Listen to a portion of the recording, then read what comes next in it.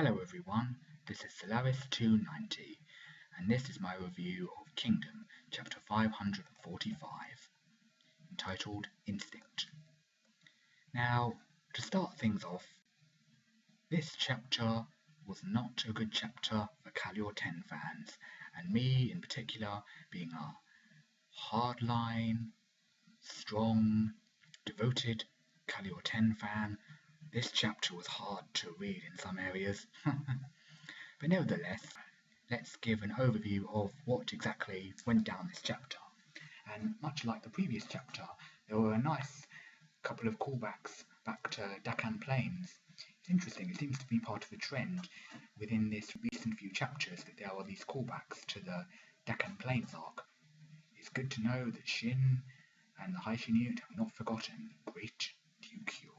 To start off now, for real, the battle between the 10,000 men of the Gyou'un army and the 8,000 men of the Shin unit is still ongoing, but it's soon made clear that despite the second wind of the rookies from last chapter, that even the veteran members are struggling against the elite troops of Gyou'un.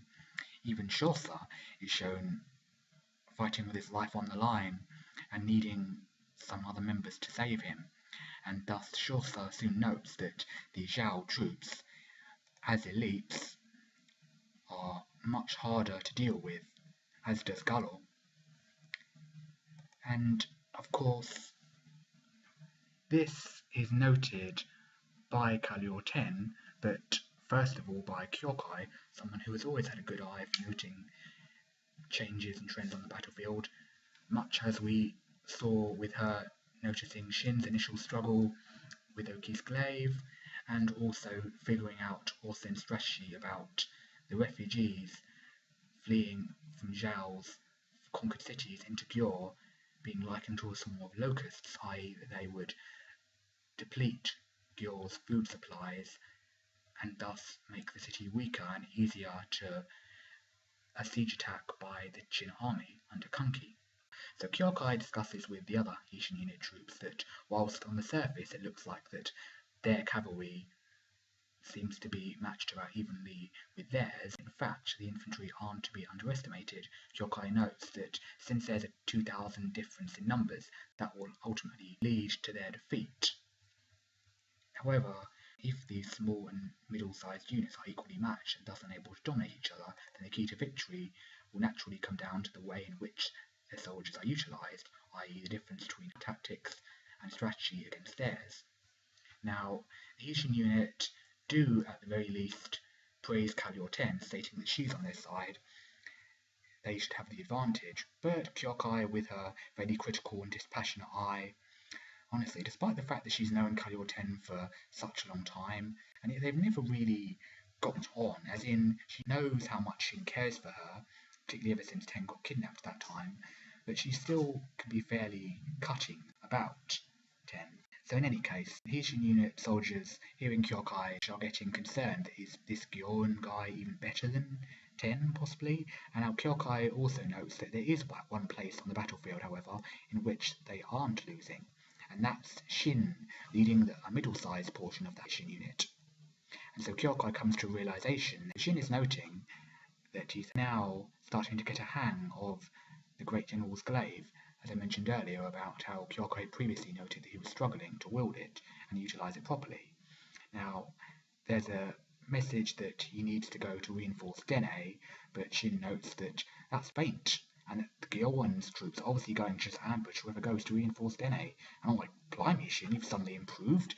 First of all, you were noting about how Gyou'un was last chapter attempting to unbalance the Shin unit through attacking the weak links, and now you're all of a sudden like, I know an obvious feint when I see one. Damn, Shin really has improved, it seems here. So he's noting also that Ten's getting outplayed too much, but ultimately facts are facts, and that Gyou'un is just speeding around in order to make coup de grace against the Shin unit. So here we have Ten being fed all this bad news in one go, really, and she's struggling to take it in. Lieutenant N struggling against enemies, B and the other infantry are requesting to pull back. Shosa's infantry have been pincered by the enemy.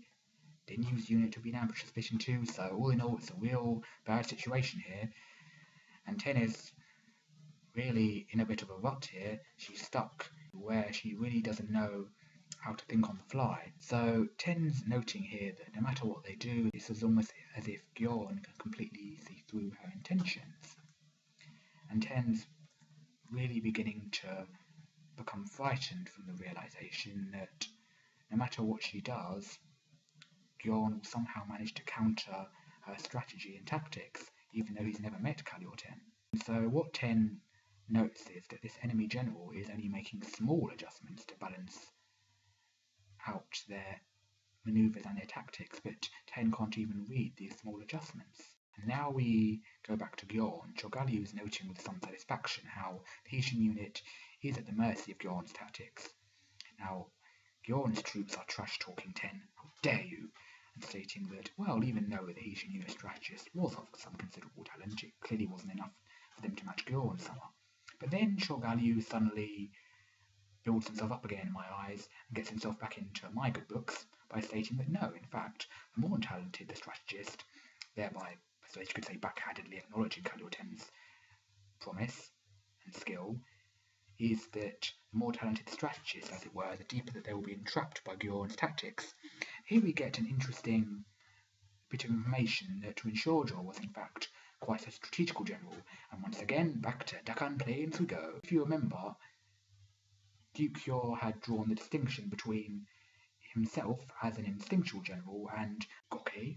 Here we are noting that Rin Shoujo was clearly a strategical general in that regard, the same way in which Korsho of the Six Great Generals was, and therefore it meant that he drilled in intricate strategies into both Gyou'un and Chogalyu. However, Chogalyu then notes that Gyou'un's strength nonetheless lies somewhere else entirely. So here we have Gyou'un fairly easily commanding his troops to do these numerous different minor maneuvers and noting that ultimately it's to shake the enemy formation, much like Shin had summarized from last chapter. So the situation is getting worse and worse for Ten by the minute. She's trying to have units join up, but ultimately we have Shin and Kyokai come in, and Shin notes to Ten that she's not getting a handle upon Gyou'un's thoughts and thus his strategy and tactics whatsoever. So Ten's concerned about them both leaving their position, but Kyokai is noting that precisely due to the difficult situation in which Ten has found herself, she figured it was necessary to bring Shin back to the HQ directly. But now Shin's noting here that these new diagonal troops that Gyou'un was sending in are there to create a wave, and ultimately the real attack will be the one that moves next. And so this, if I had to compare it, would be to Yotanwa's Danai and Manai moves that she made when fighting the Zhao couple of chapters back. Heki was wondering what exactly were Yotanwa's strategy and tactics here. Yotanwa was noting that she had a smaller force to act as a feint, i.e. the Danai, but then this would cover up and provide a smoke screen for the Manai, i.e. the main attack. So everyone's pretty amazed by this, and of course Ten's getting concerned that if they just ignore this, even if it's a possible feint, that's going to put Sugen in great danger. And Ten isn't really that reassured by Shin, which, to be fair, Shin's never been the one for strategy and tactics. In any case, it was Shin who was ultimately on the verge of being demoted right before Ten came in to reinforce him back in the 240 chapters. So I can understand why Ten thinks that way. Nonetheless, Shin is providing some evidence for this viewpoint by noting that Gyou'un's probably aiming to send a new unit to hit infantry on the left, and so if Ten just sends in some 100 cavalry or so, then they should be able to drive them off.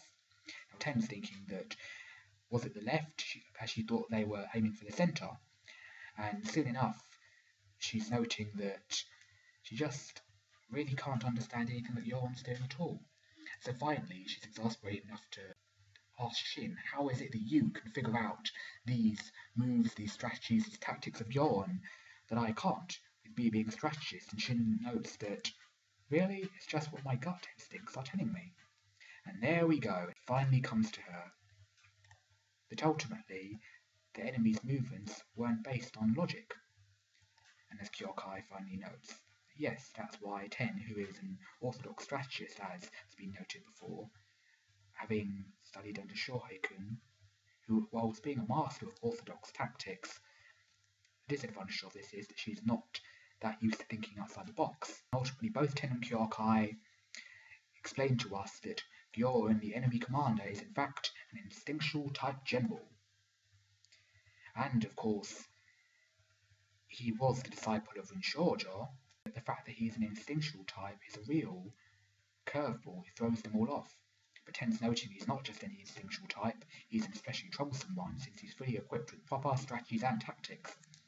So Kyokai is noting that ultimately he is basically the worst, absolute worst possible matchup that Karyo Ten could have had to deal with. And true, Ten doesn't really have any time or way to counter them. Shin's noting here that Gyou'un's constantly been starting to search and probe for places to light sparks or small fires, and that if they don't do anything about it, there's going to be a huge flame, metaphorically, that will break out and get loads of their men killed. And so they're all like, what are you on about? You know, flame, surge, spark? But soon enough, they begin to understand what Shin's talking about. And of course, their minds all go back to the one, the only, Gyou'un, great instinctual general of Shin, who was capable of even driving with Boku into a corner. And yep, and Shin's announcing here that from that same great General Gyou'un, I have received the qualities needed to become an instinctual great general. And Ten's here like, no way, really? Still skeptical, eh, Ten? Not that I can blame you. So Kyokai here is supporting him though, saying that Shin's the only one, from what she saw, who could keep up with Gyou'un's moves. And ultimately it comes down to a pretty clear sub-strategy here, one instinctual type general through another.